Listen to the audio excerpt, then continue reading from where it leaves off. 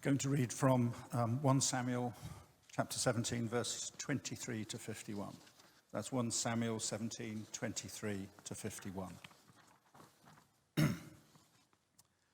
As he talked with them, the champion, the Philistine of Gath, Goliath by name, came up out of the ranks of the Philistines and spoke the same words as before, and David heard them. All the Israelites, when they saw the man, fled from him and were very much afraid. The Israelites said, "Have you seen this man who has come up? Surely he has come up to defy Israel. The king will greatly enrich the man who kills him and will give him his daughters and make his family free in Israel." David said to the men who stood by him, "What shall be done for the man who kills this Philistine and takes away the reproach from Israel? For who is this uncircumcised Philistine that he should defy the armies of the living God?" The people answered him, "In the same way, so shall it be done for the man who kills him." His eldest brother, Eliab, heard him talking to the men, and Eliab's anger was kindled against David. He said, "Why have you come down? With whom have you left those few sheep in the wilderness? I know your presumption and the evil of your heart, for you have come down just to see the battle." David said, "What have I done now?" It was only a question. He turned away from him towards another and spoke in the same way, and the people answered him again as before. When the words that David spoke were heard, they repeated them before Saul, and he sent for him. David said to Saul, "Let no one's heart fail because of him. Your servant will go and will fight with this Philistine." Saul said to David, "You are not able to go against this Philistine to fight with him, for you are just a boy, and he has been a warrior from his youth." But David said to Saul, "Your servant used to keep sheep for his father, and whenever a lion or bear came and took a lamb from the flock, I went after it and struck it down, rescuing the lamb from its mouth. And if it turned against me, I would catch it by the jaw, strike it down, and kill it.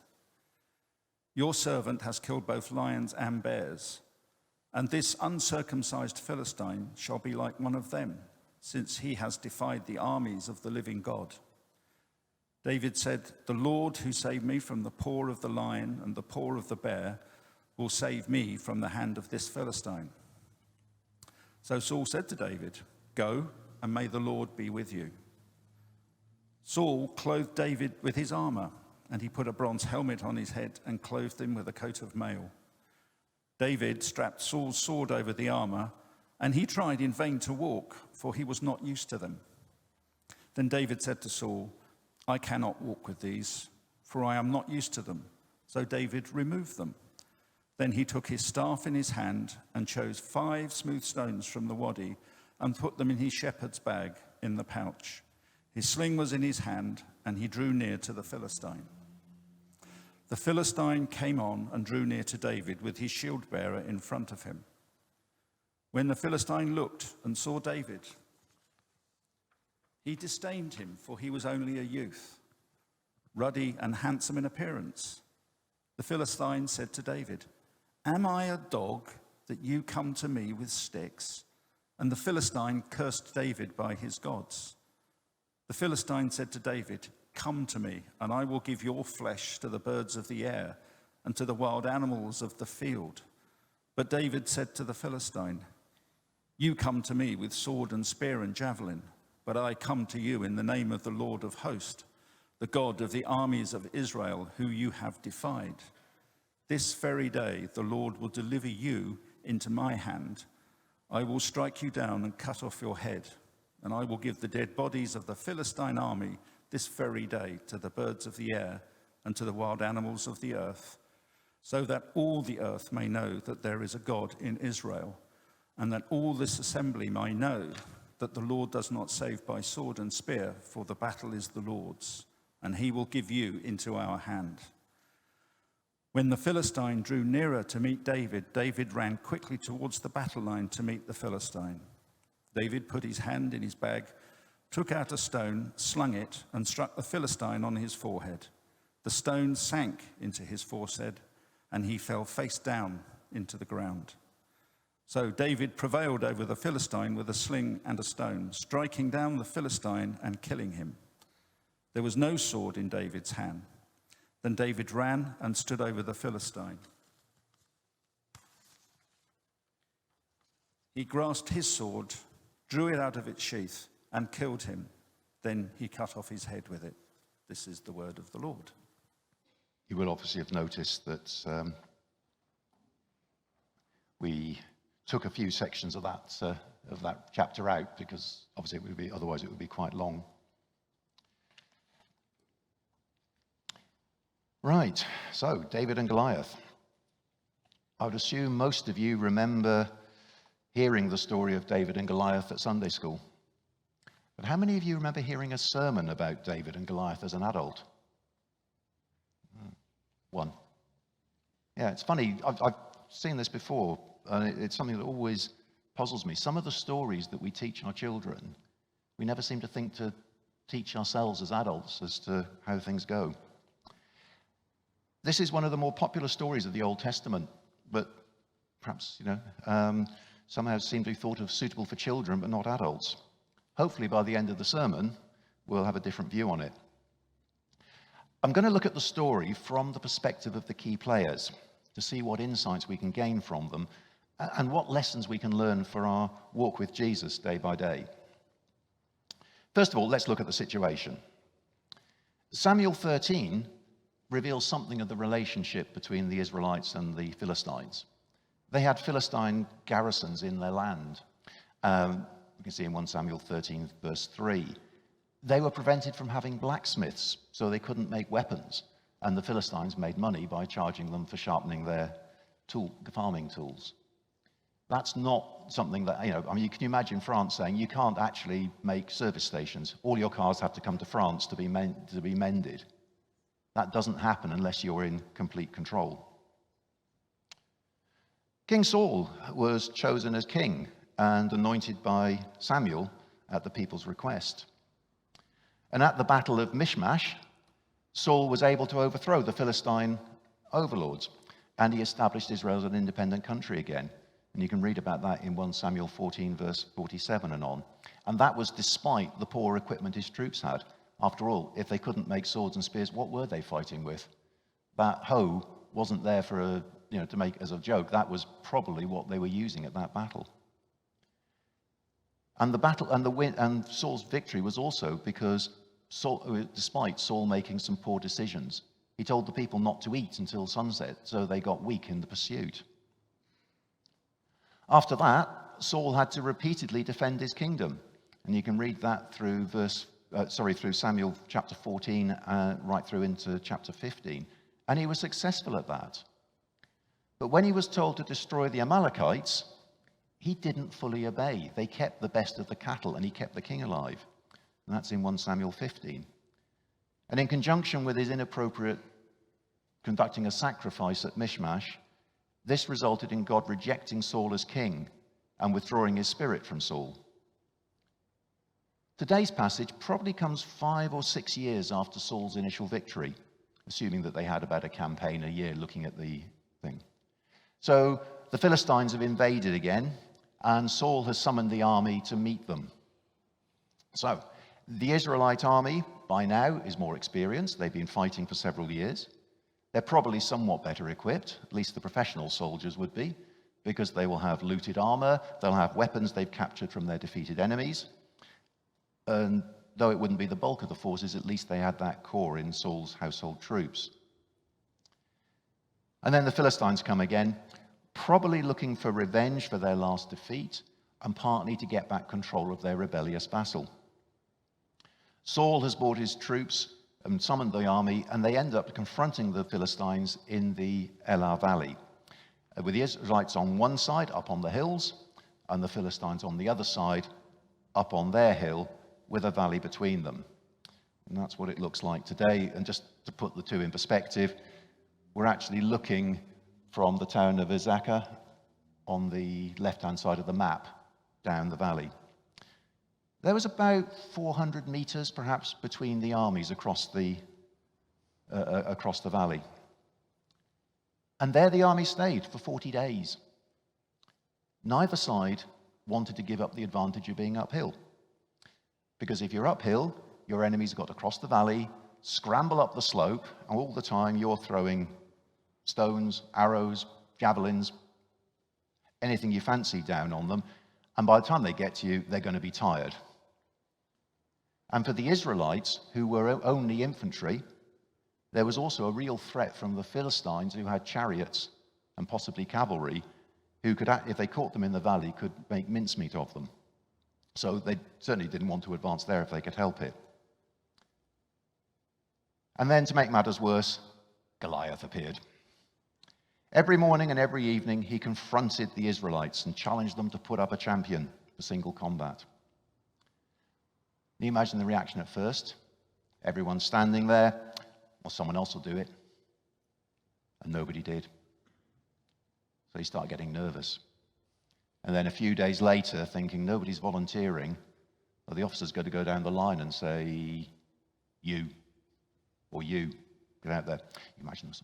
I've seen it myself, and you've got a platoon of troops, and they're all desperately not trying to move, but they're not catching your eye. Everybody was almost certainly looking at their big man. Goliath was big, yes, but Saul was the one who was head and shoulders above everyone else. Surely he should have been taking on Goliath. He was the leader of the country. But it didn't happen. And every day this routine was followed through, and it was twice a day, morning and evening. The morale of the Israelites sank a bit. And of course the morale of the Philistines grew a bit. And it seems that every day it happened, Goliath got a little bit closer to the Israelite lines until he was climbing up their side of the valley. It got to the point where things were so bad, the whole army was hiding away in terror because of one man. They'd forgotten how God had fought for them in the past. As the nation came near Canaan, at Jericho, at countless battles they'd fought to take the promised land. And even just a few years before, when God used Jonathan and his armor bearer to put the Philistines to flight, which you can read about in Samuel 14.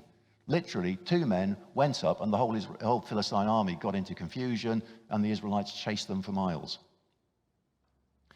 They had forgotten. And then Goliath. He's a professional soldier. He's been training in underarms since he was young. He probably belonged to the ruler of Gath's household troops. We've already seen he was big, 9 to 10 feet tall. He was strong with the weight of the equipment he carried. His spear, a weaver's beam, for those who are interested, 2.5 inches in diameter typically, weighing 15 odd pounds, plus a javelin, plus a sword that was something special. As when David was running from Saul, he went to the priest at Nob in 1 Samuel 21, and he said, I'll have Goliath's sword. There's nothing like it. It's special. And that's pretty intimidating when you're in little Israelite, as we saw earlier. But what about Goliath's champion? You know, we tend to think of him, he was on the wrong side. He's the bad guy. He was chosen or had been volunteered as the Philistine champion. He's confident in his equipment and his abilities. He had the confidence of his leaders. And he was challenging the Israelites to single combat. Single combat was used to decide battles rather than suffer all the casualties of a full-blown battle quite often. Not something the Israelites did, but all of the surrounding countries regularly did. And part of it was actually aiming to save lives. You know, if 2 men can fight and one of them dies, why not do that rather than have hundreds dying in a full-scale battle? So he was doing his duty, potentially obeying orders. He was endeavoring to be humane, only killing one person at some risk to himself. And these are things that typically, if you said, that's what you're doing, people would think of as doing something good. But Goliath, despite doing good, had ended up opposing God, nevertheless. We don't need to be a pagan Philistine to do this. Think of the Sanhedrin in Jesus' time. They opposed Jesus. They condemned him and sent him to the Romans to be crucified. Think about them as they tried to browbeat the apostles in Acts not to proclaim the gospel. In fact, Gamaliel had something to say about it. He said to them, "So I tell you, keep away from these men, let them alone. If the plan is of this undertaking is of human origin, it'll fail. But if it's God's, you're not going to be able to overthrow them, and you may find yourself fighting against God." These were devout people. These were the religious leaders of their nation. They were trying to do God's will, but they'd missed it, and they ended up opposing God. Then what about Saul, the king of Israel? He'd been anointed by Samuel at God's direction. He'd been filled with the Holy Spirit, but he had proved to be impatient and disobedient to God's commands. So he'd been told he was going to lose the kingdom, and he had lost the Holy Spirit by this stage. He was a big man too, head and shoulders above everyone else, round about the 6 foot. And he was an experienced warrior and general. He'd brought the army to confront the Philistine invasion. But now what? They're there, we're here. What do we do? He wasn't showing leadership. And who was the army looking for leadership and guidance? Saul. I always got taught when I was in the services, there's one thing the sailor hates most, and I assume it's the same for the soldiers, is an officer who doesn't know what he's doing. He can't make up his mind. They liked direction. And the big question, who was Saul looking to for guidance and direction? Saul wasn't prepared to confront Goliath himself, even though he was possibly the best match. He was, okay, several feet shorter than Goliath, so why didn't he fight? Well, he may have felt the risk was too high. He may have felt the opposition was too strong. He may have been scared of the consequences if he fought and lost. But whatever Saul was thinking, he was looking at the situation in practical, worldly terms. He wasn't thinking in heavenly terms. He saw the coming battle as a matter of slings and bows, swords, spears, and chariots, not as a challenge to God's authority. He saw a fight that he had rather than a fight by the Philistines against God. We can see it in a way when he offers David his armor. Maybe it was concern for this young man to give him a chance of survival. But he knew it took time to practice and get used to armor. He'd been through that himself.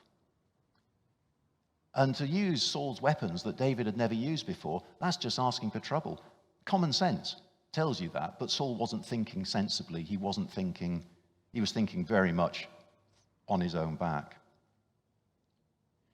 If Saul had accepted that David was fighting for God and that God was fighting for his people, he might have been less eager to weigh David down in bronze and leather. He might even have been willing to go out there and take the challenge himself. Yet interestingly, it was the Philistines that probably saw the battle as a battle of religion in a way. Look at Goliath's challenge and look at David's response. Most nations at that time saw warfare as not only the armies fighting on the ground, but the battle between the national gods. If you were defeated, your enemy's god was more powerful than yours. The Philistines were confident that Dagon was more powerful than Yahweh, though they had evidence from not that long ago themselves that actually it was the other way around when they had captured the Ark of the Covenant. Saul certainly should have recognized this, and he should have been seeking God, but he'd lost his way completely. But while God may have rejected Saul as king, he hadn't abandoned his people. When the situation was at its worst, with the whole army hiding from that one man, God sent David on the scene, and we know what happened as a result. But David wasn't your obvious champion. He's a musician. He would have nice soft hands from being a musician and not doing a lot of work. He'd have nice soft hands from actually being a shepherd and the lanolin in the sheep's fleece, keeping his hands soft, not having the calluses that a professional warrior would have from holding his sword. But he was also the new anointed king, and he was filled mightily with the Holy Spirit. He was young, but as we've seen, because his 3 older brothers were with the army, even if we assume his sisters were younger with him, he would have been about 15. Not the young boy we remember from Sunday school, but at least a youth. And he wasn't small. You saw with the leather jacket. Saul gave David his army. The complaint wasn't, it's too big. It's, I'm not used to it. I can't carry the weight. So the armor was probably a reasonable fit, or for it to be a reasonable fit, David would have had to be about 6 foot himself, very much like Saul, which isn't unreasonable at that age. I think we've all seen those tall, gangly teenagers that grow early. And his brothers were big men. Look at 1 Samuel 16, verses 6 and 7. Eliab was certainly identified as being a man of stature. But while he may not have been an experienced soldier, David was brave, and he had experience fighting off wild animals that attacked his father's flocks, not just with his sling, but also hand to paw, up close and personal. And he would have been very skilled with his sling. Think about it. He was out on the hillside looking after the sheep. What else did he have to do with his time? He could practice. What small boy growing up doesn't imagine himself the hero defeating the enemies of his, slaying his enemies? And probably if the shepherds got together, they were sort of saying, I bet I can throw a bigger rock than you can, or I can hit that bush quicker than you can, or I can throw it further than you. In pastoral cultures worldwide where slings are used, often the best slingers come from that background because they spend so many hours practicing. It's not a natural action to use a sling. It takes time to get it ingrained in muscle memory, so it just happens instinctively. And it wouldn't just have been for play or practice. If sheep were straying into danger or away from the flock, often, and they still do it today in the Middle East, they would actually use a stone and sling it just past the sheep to scare it back to the rest of the flock. But you had to be accurate. Very embarrassing, and you go home and say, sorry, Dad, we had 100 sheep yesterday, now we've got 99 sheep and lunch for the next 3 days with a dead sheep over your shoulder. Anyway, David was sent to the Israelite camp by his father with food. He arrived at the camp in time to hear Goliath's daily challenge. When he hears the challenge, David is appalled. Not by the challenge, not by the size of the challenger, but by the affront to God. He's indignant for God, zealous to take a stand for the God. And noticeably, up to this point, he's the only person who's even mentioned God in the entire narrative. David gets taken to Saul, who tries to dissuade him from accepting the fight, again, based on worldly logic. David refutes Saul's argument because he trusted in God. God had kept him safe in danger from small things, the odd sheep or lamb. If God will do that, how much more will God be with him when he's fighting for God's name and honor? So choosing his 5 smooth stones, David steps out to meet Goliath. Now, some people have made a lot about the 5 stones. In reality, David was being sensible. There is an element of things that we do when we're working in God's service where we need to take action. He was probably making sure he had the right stone for the conditions. Perhaps he wanted a big one, a medium-sized one, and a small one. He might wanted a spare in case he missed with his first shot. After all, nothing had said, you're going to kill Goliath with the first stone. Maybe he was ensuring he had some spares in case Goliath's brothers turned up. Because we read later on in 2 Samuel, there were at least 4 more in the family of the same sort of size. So he was just being sensible. Goliath clearly underestimated his opponent when he saw him and told him what he thought of him. And Rod read that for us, cursing David by his gods. David, however, was very clear what and who he was fighting for. It's not just for Israel. It's for God's honor and to prove that God is the sovereign Lord, the Lord of the whole world, not just Israel. David was clear this isn't David versus Goliath, but Goliath versus God. He said to them, you come to me with sword and spear and javelin, but I come to you in the name of the Lord of the hosts, the God of the armies of Israel who you defied. The Lord will deliver you into my hand so that all the earth may know there's a God in Israel.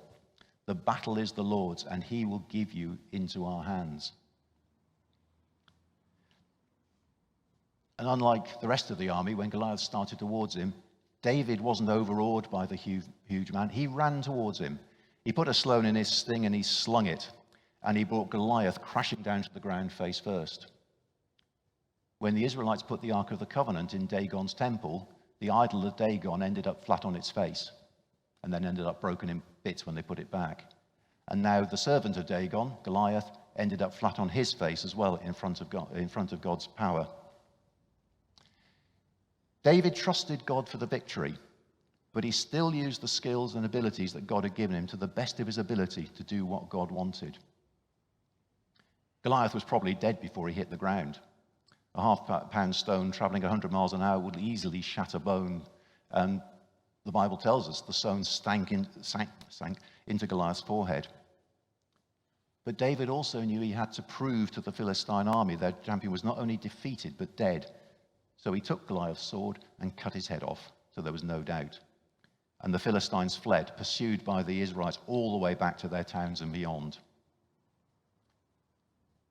So, who do we identify with in the story? Who do we relate to in the passage? Typically, we always like to think of ourselves as the hero. In this passage, that would be David. But if we're really honest, is that us? David was called to fight giants, or fight a giant, but it was more than a man. He was fighting a challenge to the nation of Israel. Are we called to face challenges which affect our whole country? We can certainly learn from David. We can try to be like him. We can be prepared to stand up for God. Be prepared to not be part of the crowd. You can almost imagine David still standing there on that hillside, talking to the soldiers, and suddenly they've all gone. You know. We might get ridiculed for taking a stand for God. We might get insulted. But Romans 8:31-32 said, if God is for us, who can be against us? He who did not withhold his own son, but gave him up for all of us, will he not with him also give us everything else? Are we looking at the challenges of the world, at the opposition, at the ridicule we get for standing for God from a human viewpoint like Saul, or from God's viewpoint like David? But being honest with ourselves, aren't we more like to be one of the other characters? Hopefully we aren't Goliath, opposing God's will. But if we don't stay close to Jesus, don't take time to understand his word and pray, to keep our relationship with him close and fresh, we could find ourselves drifting away and end up opposing God just like the Sanhedrin did. And of course, if you've never had that relationship with God in the first place, then no matter how good your life you think you're living, you are a Goliath. You're in rebellion against God. You're opposing him because you've rejected his way to live your life. Or are we Saul, a leader that's lost his way and drifted away from God? Leadership in God's service is a big responsibility, no matter the size of the role. And it isn't restricted to formal roles like pastor or deacon or leading one of our organizations. Other people lead in the church too. Leaders can get tired and discouraged. They can find themselves opposed as they try to do new things for God. Or like Saul, they can just be wrong sometimes and missing God's plan. All of us need to be very careful, especially if we have a leadership role, or if we've got some gift or characteristics, like Goliath had in his size, that might make us prone to rely on our own strength and ideas, not on God. We need to make sure that we stay close to God, because our leaders are prime targets for Satan. As a congregation, let's make sure that we regularly pray for those with leadership roles in the church, individually and collectively. Let's ensure we offer them support, encouragement, and maybe from time to time, if it's appropriate, a respectful challenge if we think we're not clear on what they're going or why they're going. But let's be fair, most likely, we're all part of the Israelite army. We're scared into inaction by the size of the task we see. We're unwilling to stand out from the crowd. We're happy to let someone else take the challenge. We may even be like David's brother and try to put down someone who shows us up by doing the thing that we don't want to do. Do we forget what God has done for us in the past, the victories he's given us? Most of all, like the Israelites, is our view of God too small? Is our faith so small it's swamped by the apparent giants we see in the world? The poverty, the hunger, the wars, and most importantly, the need of others for God. Are we zealous for God, or are we just after a quiet life? And then there's one more thing, one more lesson to learn from this passage. We know the Bible is God's revelation of himself and his plan to save mankind from the penalty our sins earned. The Israelite army was in a position where they had no hope. They were outnumbered. They faced an unconquerable foe. Saul, their leader, was floundering without guidance and not providing leadership. All they could see was defeat, death, or slavery. But God stepped in and arranged for David, a man after his own heart, to be there at the right time. David was zealous for God. Despite appearing weak and defenseless, he not only challenged the unbeatable enemy, but he won and gave the Israelites a victory without most of them even needing to fight. David was an example of what Jesus has done for us. The unconquerable enemy we face is sin. We can't overcome this ourselves. There is no way we can earn salvation. If we've sinned, we've fallen short of God's standard. And since the mark is 100, we can't do better on another question. So we're doomed to face God's judgment and the penalty of hell. But God sent Jesus to save us. He appeared to be weak and helpless in the face of his enemies, to the point of being nailed to a cross to die. But he overcame sin and death and rose again and gives us his victory, his righteousness. And if we're prepared to accept it, to take him as Lord as our life, we can claim that. If you've accepted Jesus as Lord, you can be confident he's with you. I said before, that verse, Romans 8:31. If God's with us, who can possibly stand against us? If you haven't accepted Jesus,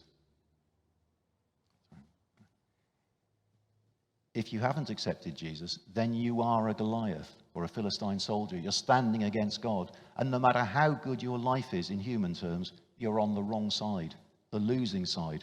And you will have to face the consequences unless you take that step of faith to accept Jesus. If you need to do that, if God is calling you to him now, don't put it off. Do it today. Come and speak to someone about it. Speak to Barry, Roy, or myself. Rod, come and with the people praying at the back when we celebrate communion. Speak to someone you know or trust so we can pray with you and help you as you make that commitment. But I would say again, don't put it off if God is speaking to you. Make that step.